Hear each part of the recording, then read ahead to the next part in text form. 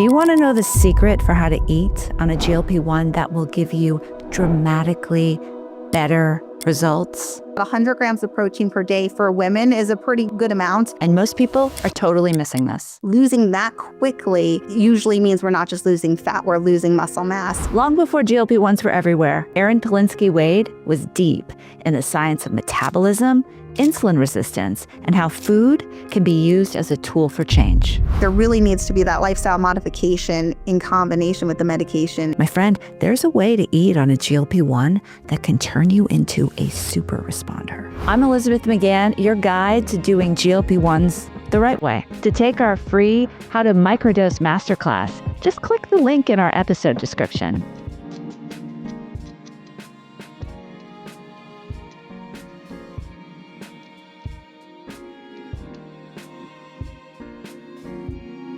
With a GLP-1, I mean, you think about it, it's a tool, right? So if someone's on a GLP-1, they're using it either to manage their blood sugar or lose weight or a combination of both.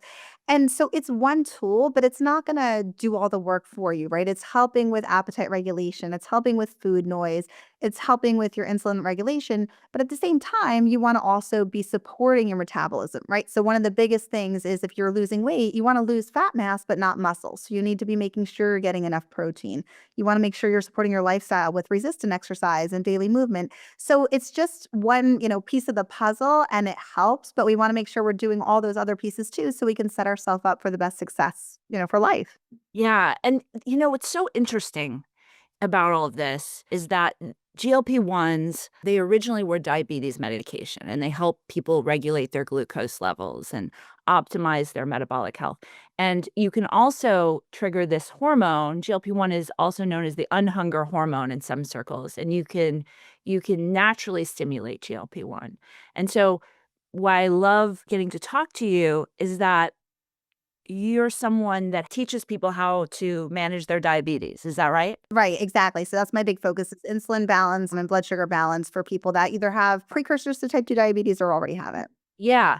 And so what I've been noticing out here in California, where we're, dealing with people that have really think about this, non-diabetics wearing CGMs in their arms just to really understand glucose spikes and whatnot, because they understand that managing their glucose spikes, things that diabetics would do, is a performance hack. This is a non-diabetic population managing their glucose like a diabetic. It's really interesting, right? Right, right. And so my premise is that if you can manage your glucose first, learn how to do that, you don't need to take as much of the medication, that these medications might be really unnaturally high, and that's why so many people are having side effects. What are your thoughts on that? If someone could learn how to almost eat to prevent diabetes, or if they were managing their diabetes, would they do better when they do take the medication? Oh, definitely. And I think we'll see more and more research come out on even microdosing with some of these medications, that you can sustain a lower dose and still get many of the same benefits, especially when you're making those lifestyle changes. But 100%, because I even tell my clients with diabetes, a diabetes diet isn't really a thing. It's a healthy way of eating to balance blood sugar. We all can benefit, whether we have diabetes or not.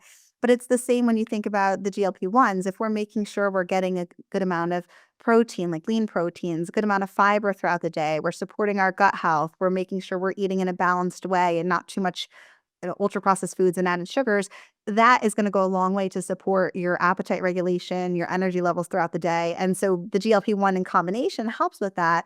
But yes, when you do that, you definitely can get more benefits. And it's really good too, because if someone does use a GLP-1 to get to their goal weight but not stay on it for life, we have that transitional period. They don't want to gain the weight back. So if we're already setting up those habits, it's a lot easier to maintain your results. Absolutely. Yes. But if you were to really tell someone how to eat, what would be your best practices? Are there certain macros that they should focus on with protein? Do you give them a macro target with total carbs or net carbs? How much do you emphasize that? Yeah, so I don't necessarily give a blanket macronutrient profile only because everybody's different, right? And even day to day, what might work for you today might be slightly different macro wise tomorrow based on your activity level or how well you slept. But usually, as a general rule of thumb, I recommend that when you're filling your plate, you want to think about having about a third of it some kind of lean protein, then a third of it slow digested carbs. So when I'm saying carbs, really thinking about whole fruits and vegetables, beans, lentils, things that are going to really digest slowly and give us a lot of fiber. And then also making sure we're getting those good fats, those unsaturated plant-based fats, because that's going to do a lot to support satiety and that natural GLP-1. And one of the things you can do is when you're thinking about macros is really track and look at what's working best for you. I'm on the scientific advisory panel for MyFitnessPal. I'm a huge advocate for Yes. that.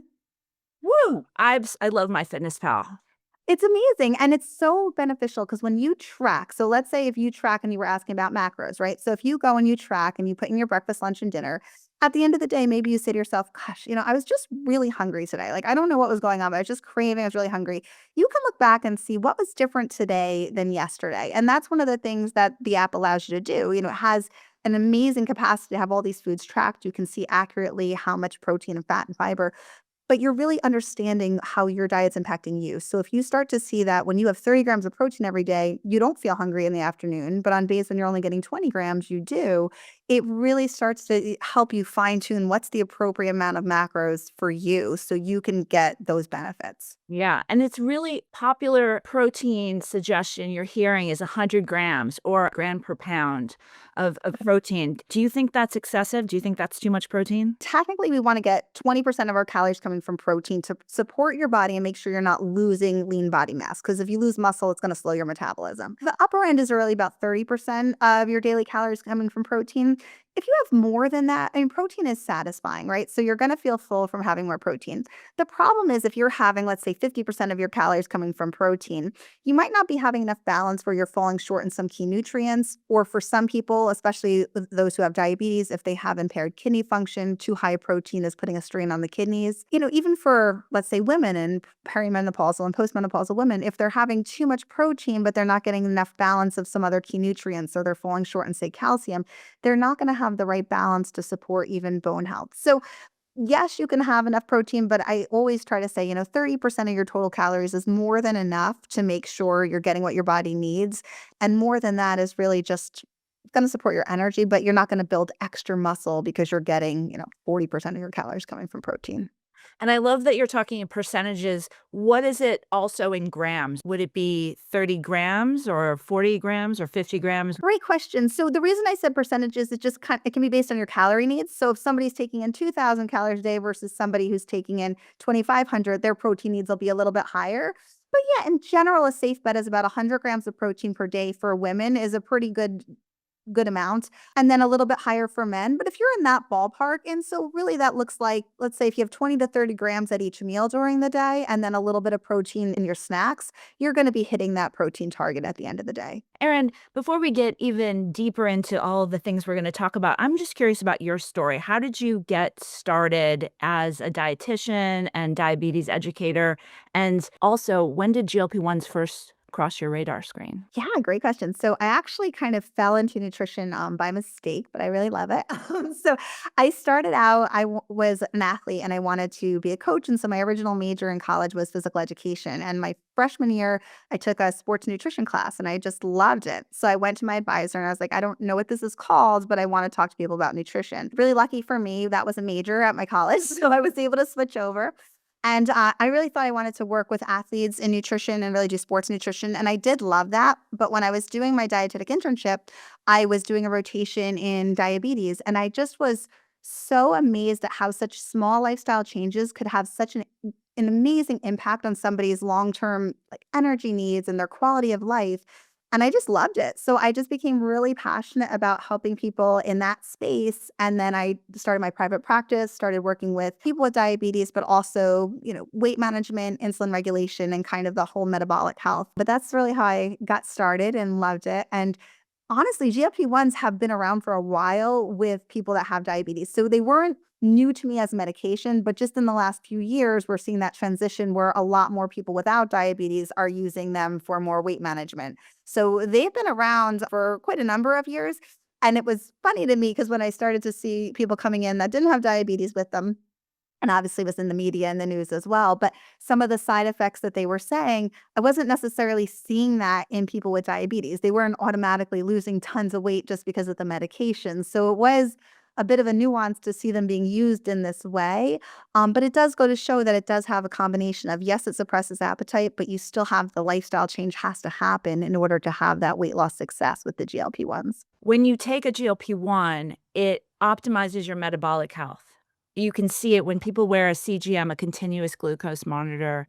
Their glucose levels start to even out. They spike less. It looks as if they're eating in a way that is more optimal when they might even not be eating optimally. And so I find it really interesting that this peptide that regulates glucose levels, something you can do with or without the peptide, is so instrumental in getting into a fat-burning state. Absolutely. Yes. And it's incredibly, and I think we're going to find, there's more and more benefits to the GLP-1 medications out there. And part of it too is just this whole concept of, we always think about people having diabetes or not having diabetes, but so many people out there are in the state of insulin resistance where it's not quite enough to see that our blood sugar is crossing that threshold to be pre-diabetic or diabetic, but enough that it's impacting our energy, it's impacting our sleep, it's impacting our ability to lose weight. We see it especially with visceral fat or belly fat. You start to hold on to more weight in the waistline. Even if your number on the scale isn't changing, you start to see your waist circumference increasing. And so that low level of insulin resistance is really impacted quite a bit by GLP-1. So, they were for people with diabetes, but I believe that there's a big benefit to kind of offsetting some of that insulin resistance before we cross that threshold of becoming diabetic. And so that seems to be one of the biggest metabolic advantages is it's improving the insulin resistance, which then makes it much easier to control your appetite and to see fat loss. 100%. Insulin resistance. It's such a problem. And we look at the standard American diet and people are eating processed foods and just way too much sugar. And sometimes people get confused about, they're like, oh, I'm not eating sugar, but they're eating tons of carbohydrates and carbohydrates break down to sugar. And what I love about MyFitnessPal, it really helps people understand everything that impacts their glucose levels. When I work with clients, I really focus on, and I know not all carbs are created equal, but in the blood levels, they kind of are. If you eat a potato is wonderful, it's complex and has a lot of nutrients, it's still going to spike your glucose, just like a Coca-Cola will, maybe not as fast. The total amount of glucose that's passing through your bloodstream. What do you feel is most important to teach people about their blood glucose levels as it relates to insulin resistance? Well, there's kind of two things, but I think number one would be balance. We get so focused on, is it a carb? Is it a protein? Is it fat? But pick the thing that most people are missing is its balance. You could eat, to your point, like say a potato. If you eat a large amount of potato at one sitting, it's going to spike your blood sugar. Now, if you have a smaller amount and then you combined it with an additional source of fiber and protein and fat, even though that same amount of carbohydrate is going to convert into sugar in your body, it's going to take it longer because those macros that like proteins and fibers and fats, they slow down how quickly those carbs are converted into sugar. So that whole concept of balance, even if occasionally you want to splurge and you want something with, simple sugars like a candy, don't have it by itself. If you can combine it with the protein, the fat, the fiber, if you can add some activity before and after, you're going to see that your blood sugar response is significantly different than when you have that same food just by itself without that combining factor going on. Yeah, absolutely. How to eat your carbs in a way that better optimizes your glucose levels, something that's measurable if you were wearing a CGM. And you could track it in MyFitnessPal, for example, and really dial that in better. And that would reduce insulin resistance. Yeah. And like you had mentioned with tracking, it's so important because let's say you take a client that's wearing a CGM. And I have a lot of clients that wear CGMs that don't have diabetes, but they're interested, especially if you think about athletes or people that are trying to fine tune their energy. So they could wear the CGM. And a lot of us eat the same breakfast and lunch and sometimes dinner day to day, right? We're creatures of habit. So let's say they're eating pretty much the same thing 2 or 3 days in a row. The question I get all the time is, well, all right, I ate the same thing, but my blood sugar is different today. So what's going on? So when you go back and you track, sometimes it's a difference in the portions, right? So maybe you ate the same meal, but you had a slightly bigger amount of carbohydrate at that meal. But it also could be that you weren't having quite as much fiber or quite as much hydration too. And then we have these outside factors you have to think about, like how is your sleep? How is your stress level? Are you fighting off a cold? Because anytime there's a stressor to your body, anytime you're not getting quality sleep or you're less active, that's all going to have an impact on insulin and even our GLP-1s. So kind of looking at your whole body and looking at all these different factors and not just necessarily like the one meal is really important to understand how everything's working together in your body. So many factors Mhm.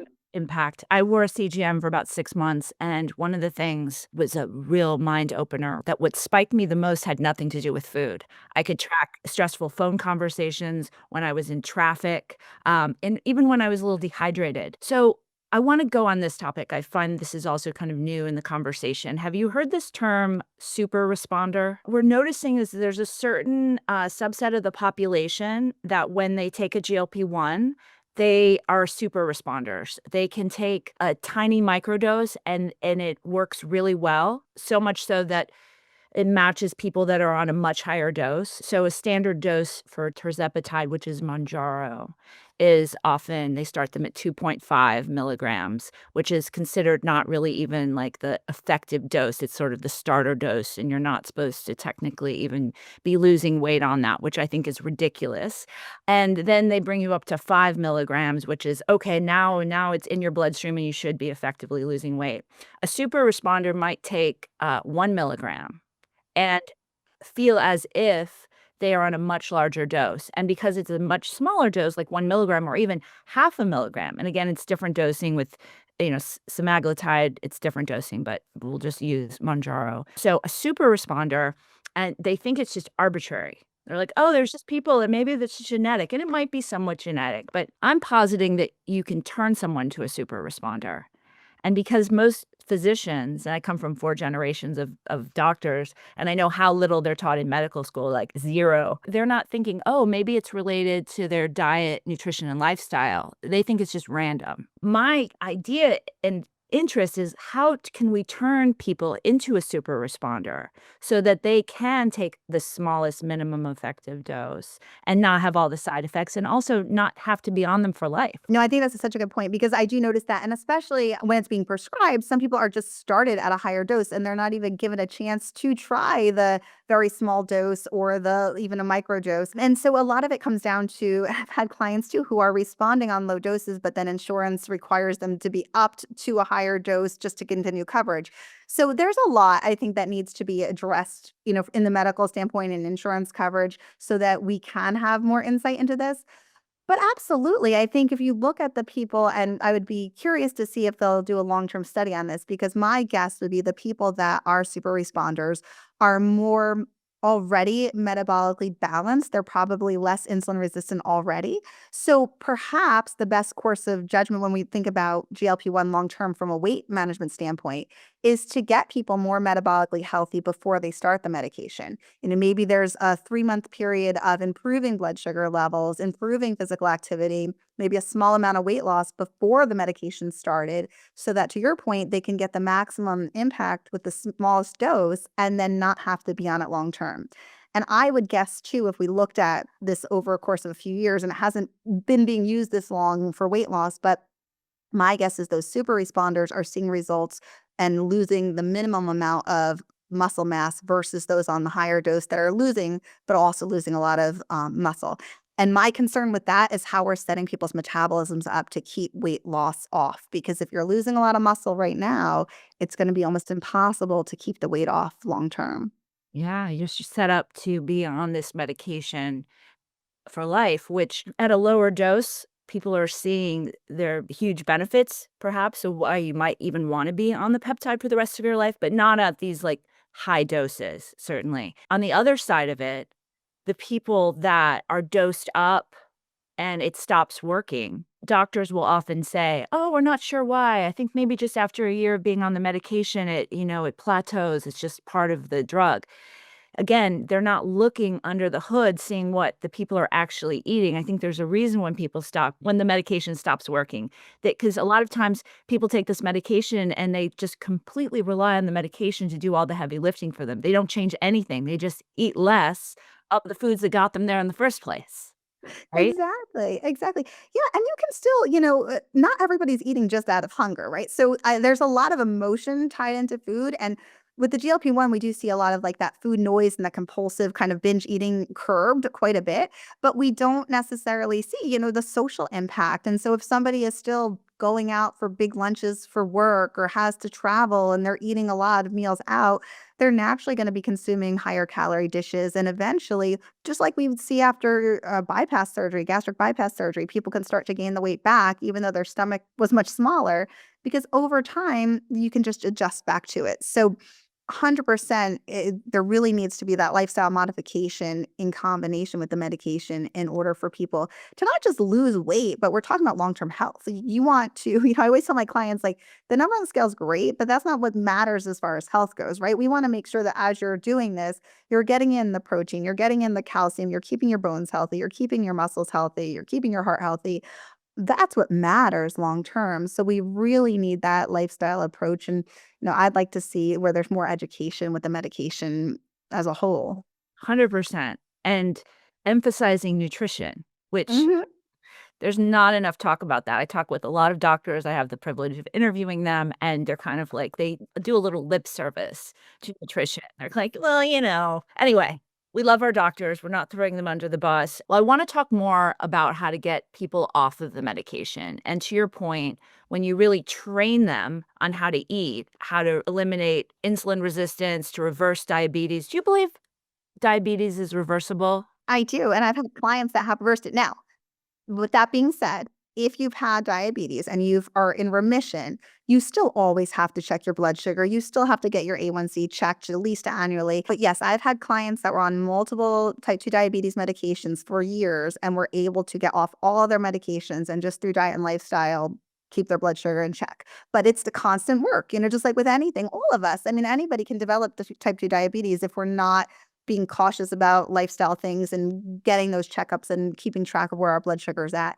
So, yes, it can definitely go into remission, but it's something that you always need to be aware of and not just, think it's in the past. You have to continue to do the work, but it's definitely possible. Dr. Mindy Pelz, she wrote a book called The Menopause Reset, and she posits, and it's very interesting, that if you were to eat 50 net carbs a day and under, to really, that for women, especially in perimenopause and menopause, 50 net carbs, and again, you can track that with MyFitnessPal. You can.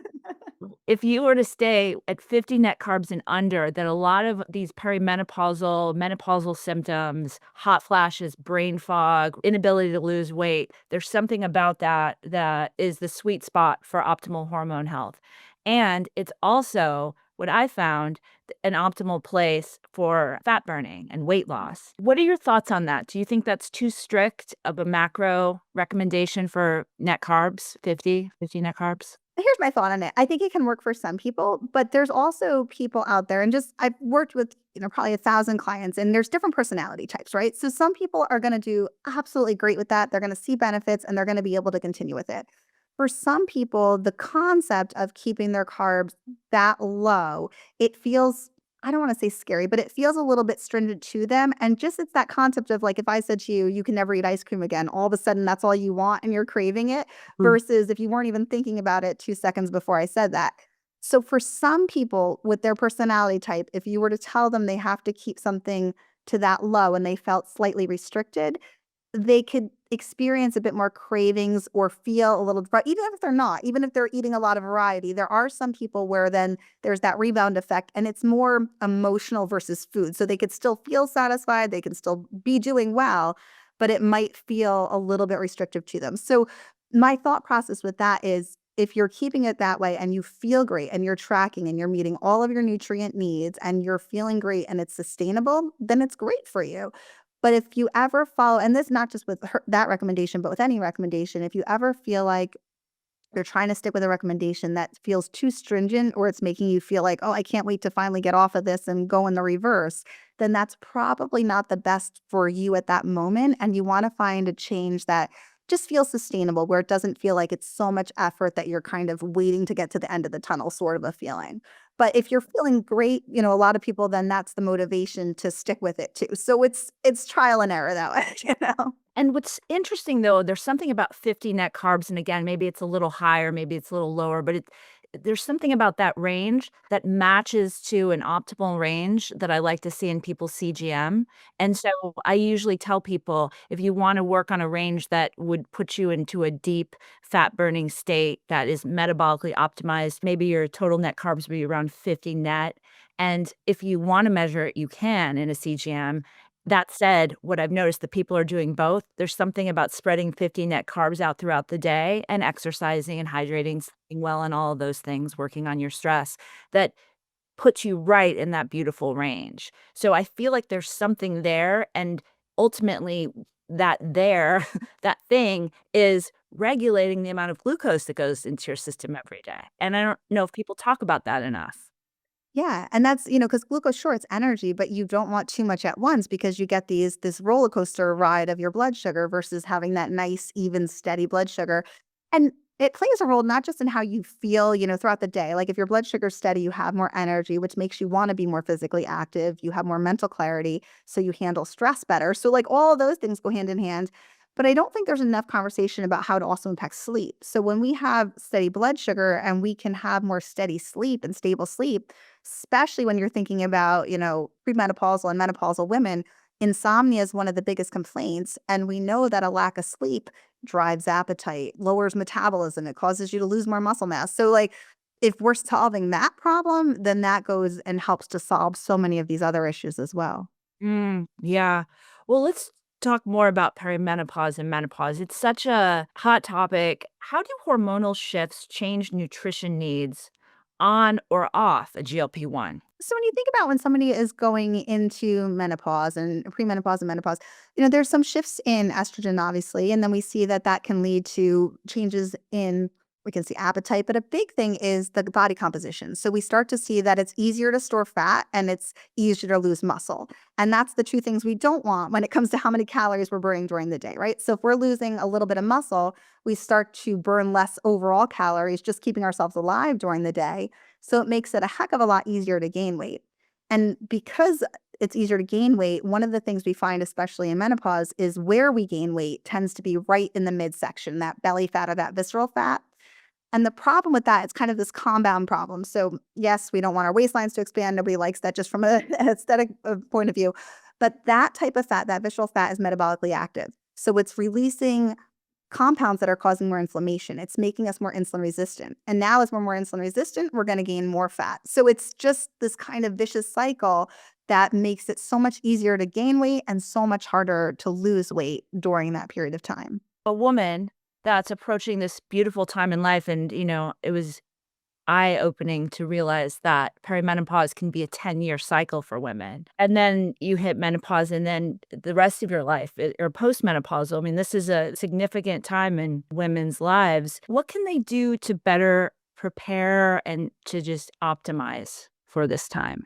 Yeah. So from a dietary standpoint, I really recommend that women prioritize protein. This is, really when it's going to be important because if you're failing to get enough protein, your body's main source is your muscle. So you're going to metabolize muscle a lot quicker if you're not making sure to maintain enough protein in the diet, especially if you're trying to actively lose weight. Like if you're on a GLP-1, you're going to lose muscle even faster during this period of time. So you really want to make sure every meal has quality protein. That's, another way you can track to make sure you're getting quality protein at each meal. Are you getting enough protein by the end of the day? The other thing that a lot of women underlook is the importance of strength training. It's so, so critical to maintaining muscle mass, bone density as well. There's so many women come to me and they're like, oh, I don't want to do strength training because I don't want to get bulky. And we're not going to get bulky as women. We just don't necessarily get bulky. But it is so, so important for your metabolism and your bone health to incorporate at least twice a week resistance training, whether you use your own body weight. I know in my town, it's like really popular right now to do the weighted vests when people are walking outside. They like the weighted vest. That's great. Strength training with weights, dumbbells, resistance bands. However you want to do it, that to me is number one priority. More than cardiovascular exercise is getting in that strength training to maintain the muscle and the bone health. Yeah, 100%. And I worry about bone density. Also, I feel women that have been chronic dieters over the years, I feel like they are even more set up for osteopenia, osteoporosis. How do we fill those nutrition gaps to avoid muscle loss, bone loss, and any nutrient deficiencies? So I think you have to think about, and you were mentioning this before, sometimes people take the GLP-1 and are just excited that they're less hungry, they're eating less, they're losing weight, right? But we have to look at what we're eating and are we getting in our nutritional needs during the day? So really paying attention to what you eat. I highly recommend if you are trying to lose weight, whether it's on GLP-1 or not, track your foods for at least a period of time, at least a week or two. Look at how much you're getting of your macronutrients, but also the micronutrients. Are you getting enough calcium?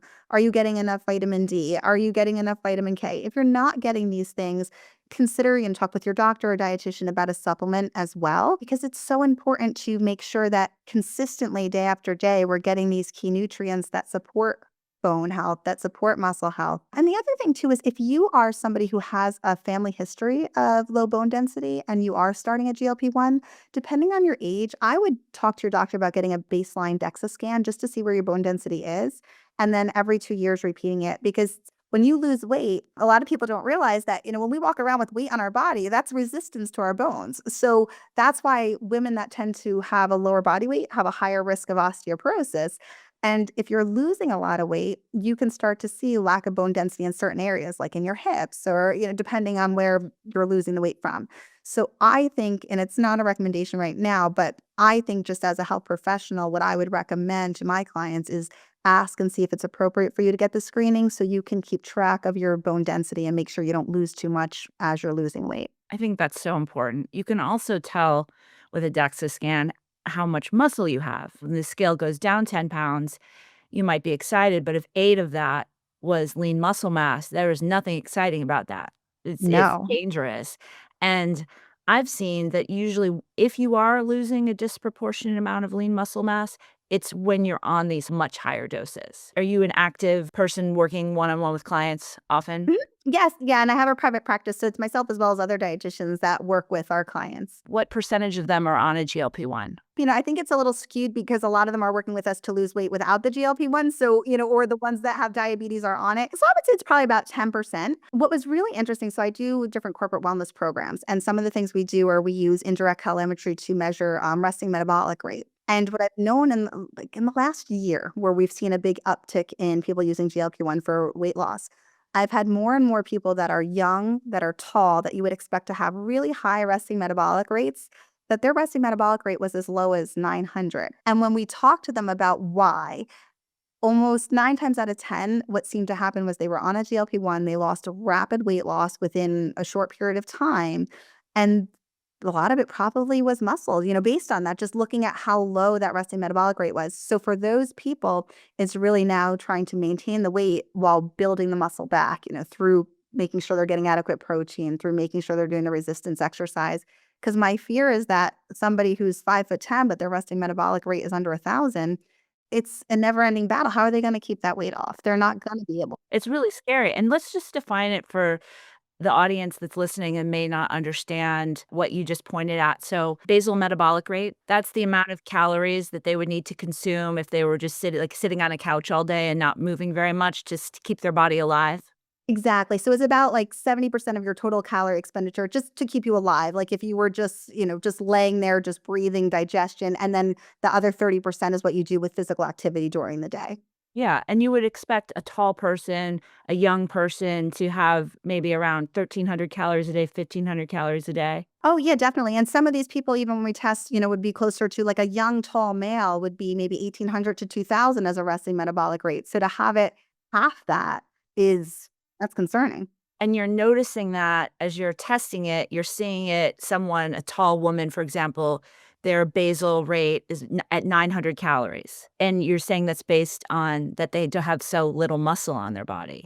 So, and that's what I'm assuming. Now, again, it's not a clinical study. It was just kind of a notice thing that when we see these trends, so typically in the past, let's say within the last 10 years, whenever there'd be an outlier, so somebody who was very tall and young and active, and you would assume they'd have a high metabolism and it was pretty low, typically when we talked to them, there was either a combination of maybe they, like one time it was somebody who had gone through chemotherapy, or a lot of times it's somebody who's a history of chronic dieting and yo-yo dieting throughout their lives. That's usually what we would see.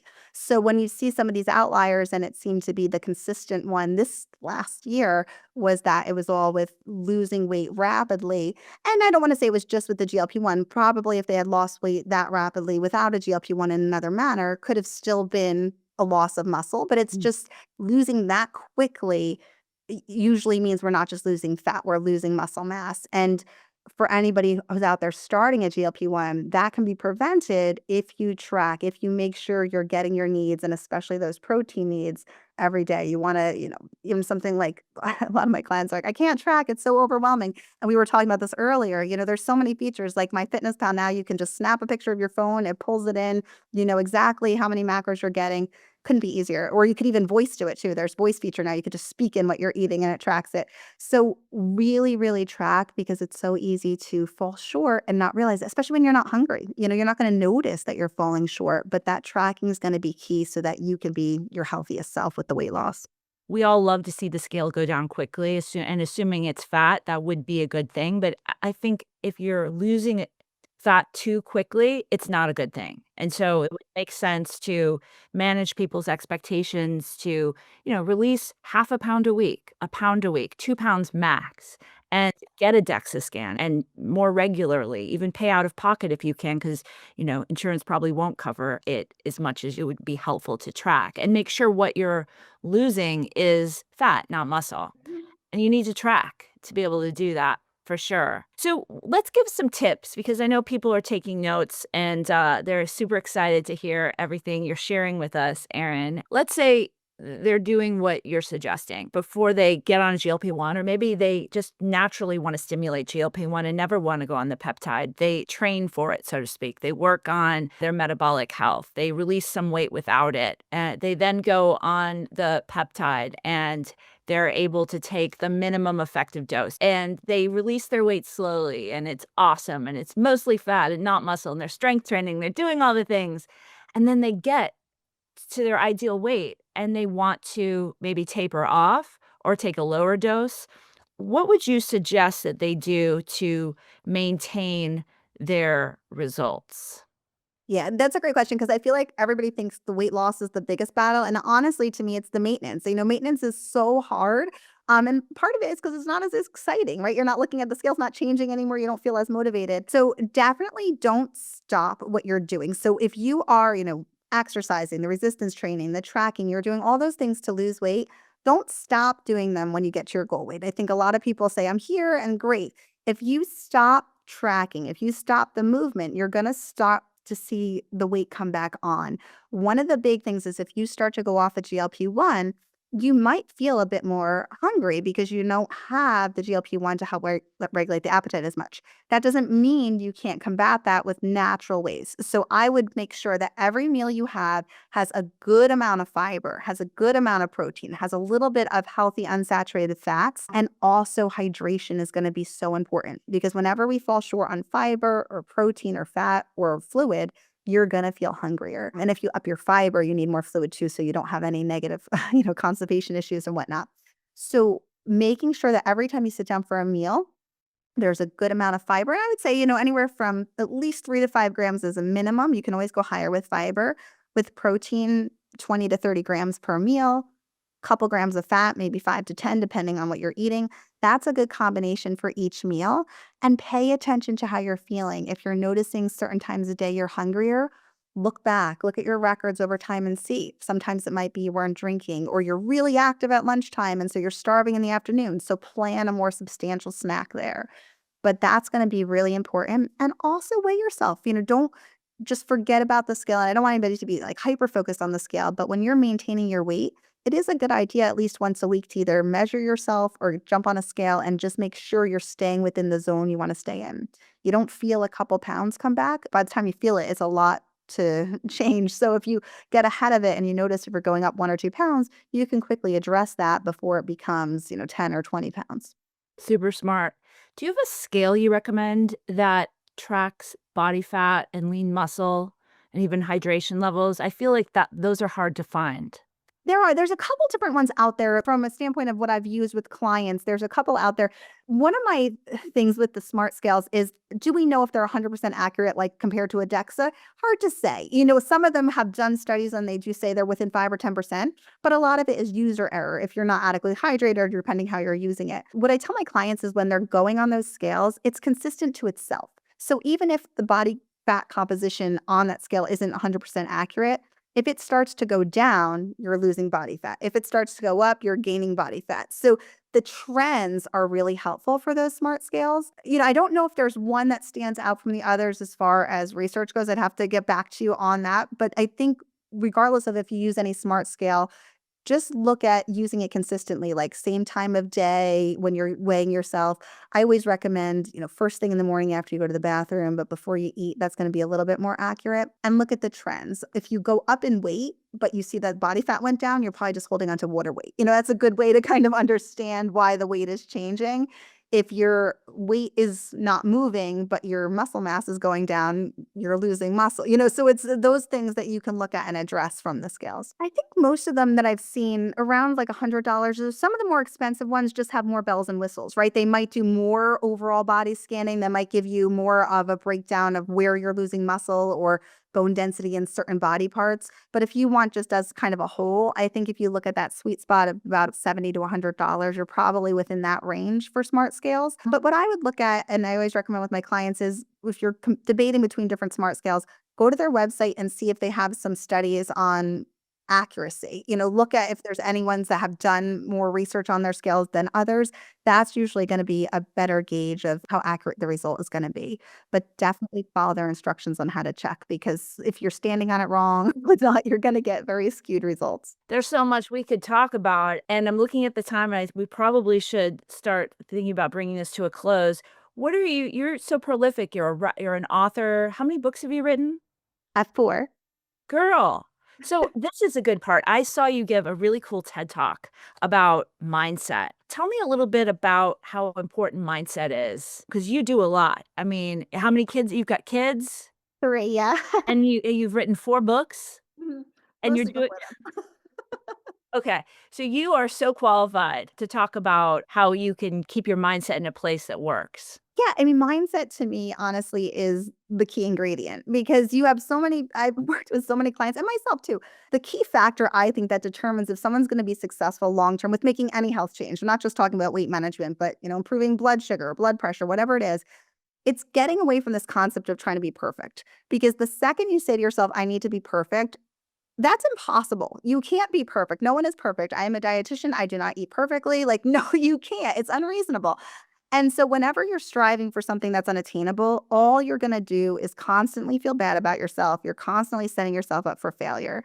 So you really have to think about, health is not black or white. It's a gray area, right? So we don't need to be perfect every day. I like to joke with my clients because everyone's like, oh gosh, I ate a cookie at this party yesterday. It's terrible. I blew everything. I'm like, do you ever eat one salad in the course of a day and be like, oh, well, that's it. I made my whole self healthier because I had one salad. I've transformed my health. We never look at it that way, but we think one slip up is ruining everything. So you have to put it in that perspective and really say to yourself, if I was talking to my friend, not myself, would I say these same things, right? Like I wouldn't tell my husband, oh, you're a failure because you had a cookie after dinner, but we say that to ourselves.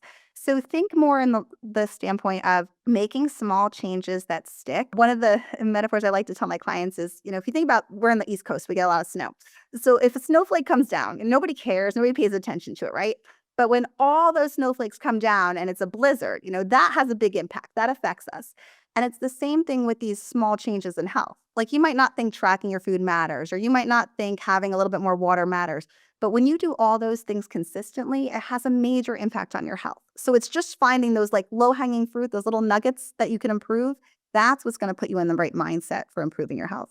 And I love what you identified there. If you're aiming for perfection, I see this so much, and you're just like, I have to be perfect. And as soon as I deviate 1 point, I have the cookie, I have the extra serving of whatever at dinner. You feel like you've fallen short. And so then you pile it all on. You're like, well, I just messed up. So I might as well enjoy myself. And that can continue for all weekend and you've gained 3 pounds. Exactly.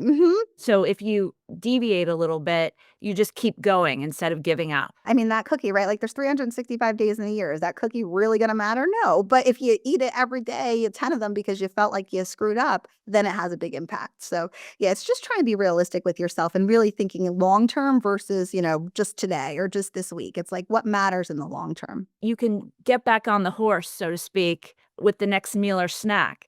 And sometimes I find if I overeat the cookie, I'm a former sugar addict, like, woo!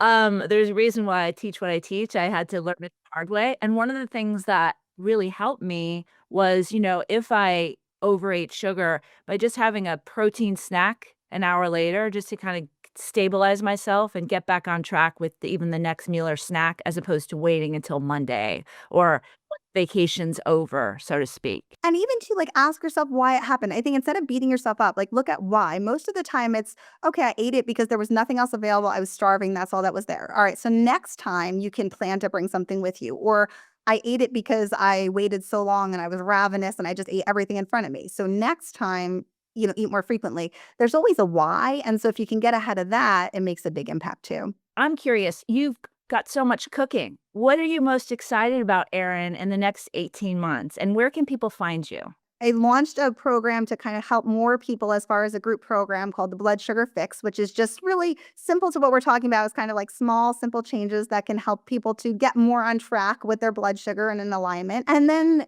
for the next couple months, who knows? A lot of fun things, but I love working with clients. I love, sharing recipes or tips on my social media, on my blog. So if you want to see any of it, on my website is erinpalinski.com. Awesome. Cool. Yeah, I love your Instagram. I was hanging Thank out you. there this morning and lots of really good lot of good information. Oh, Well, thank you so much. yeah, it's a pleasure. It's really fun having you here. I love what you're up to. I know you're Thank helping you. lots of people, and we'll have to stay in touch. I would love that. I would love that. And thank you so much. And I love what you're doing too. Thank you for being such an incredible resource to everybody who is on GLP-1 or wants to naturally boost it too. Thank you. Thank you so much. Well, we'll say bye for now. Sounds perfect. Well, thank you.